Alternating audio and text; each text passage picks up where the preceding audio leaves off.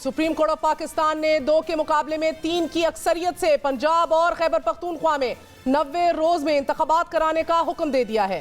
Supreme court ने वाज़ेह कर दिया है कि अगर असेंबली गवर्नर तहलील करे तो इंतखाबात की तारीख का ऐलान भी गवर्नर करेगा, और अगर गवर्नर असेंबली तहलील नहीं करता तो सदर मुमलिकत इलेक्शन एक्ट के तहत असेंबली की तहलील और इंतखाबात की तारीख का ऐलान कर सकते हैं, और सदर को यह इख्तियार हासिल है कि वो इंतखाबात की तारीख का ऐलान करे।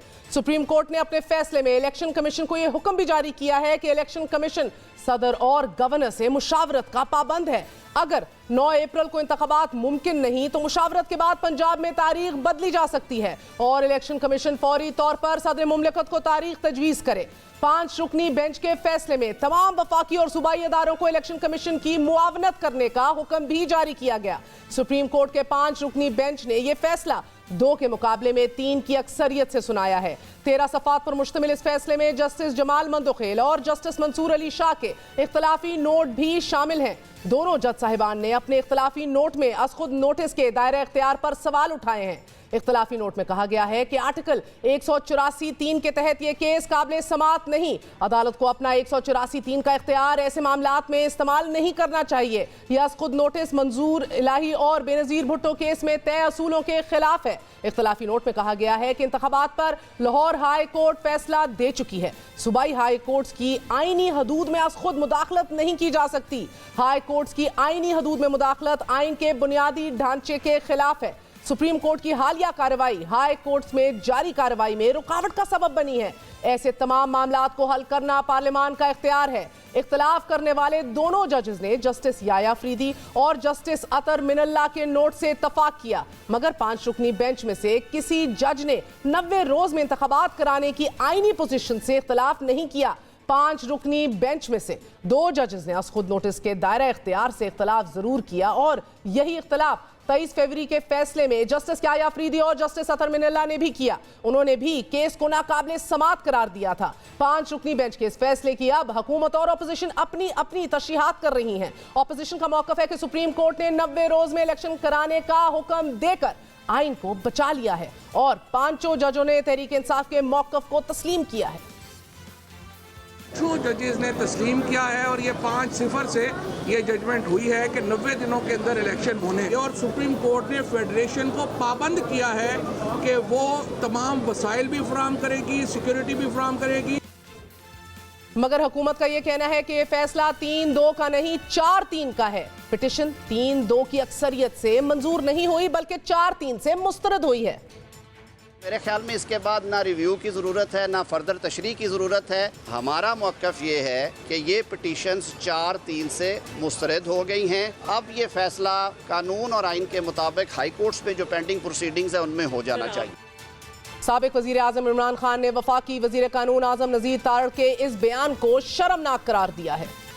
जो स्टेटमेंट दी है शर्मनाक, फिर से जुडिशरी को तकसीम करने की कोशिश की, जबकि 5 मेंबर बेंच ने सब ने एक ही चीज कही कि 90 दिन से आगे नहीं जा सकता, 90 दिन के अंदर इलेक्शन होंगे। बहरकैफ हुकूमत फैसले के खिलाफ रिव्यू पिटिशन में ना जाने का फैसला कर चुकी है। फैसले के बाद वजीर आजम ने मियां नवाज शरीफ से राब्ता किया।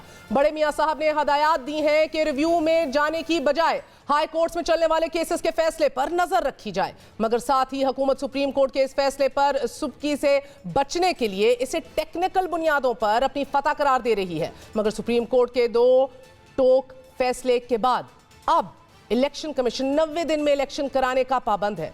फैसले के फौरी बाद इलेक्शन कमीशन ने हंगामी इजलास में यह फैसला किया है कि सुप्रीम कोर्ट के फैसले पर फौरी अमल दरामद कराया जाए और अदालत उज़्मा के अहकामात की रोशनी में सदर मुमलिकत और गवर्नर से दोबारा मुशावरत शुरू की जाए और सदर और गवर्नर को इंतखाबात की तारीख के लिए खत लिखे जाएं। इलेक्शन कमीशन ने सियासी जमातों से इंतखाबी निशान अलॉट करने के लिए दरख्वास्तें भी तलब कर ली हैं, मगर दूसरी तरफ हुकूमत सुप्रीम कोर्ट के इस फैसले के बावजूद मामले को मरदमशुमारी और निगरान सेटअप की तकनीकी गिरोह में उलझाकर ताखीरी हरबों की पूरी कोशिश में है। आज भी वफाकी वजीर कानून ने मरदमशुमारी और निगरान हुकूमतों को जवाब बनाते हुए ये कहा है कि इलेक्शन कमीशन को इन सारे फैक्टर्स को देखकर फैसला करना होगा।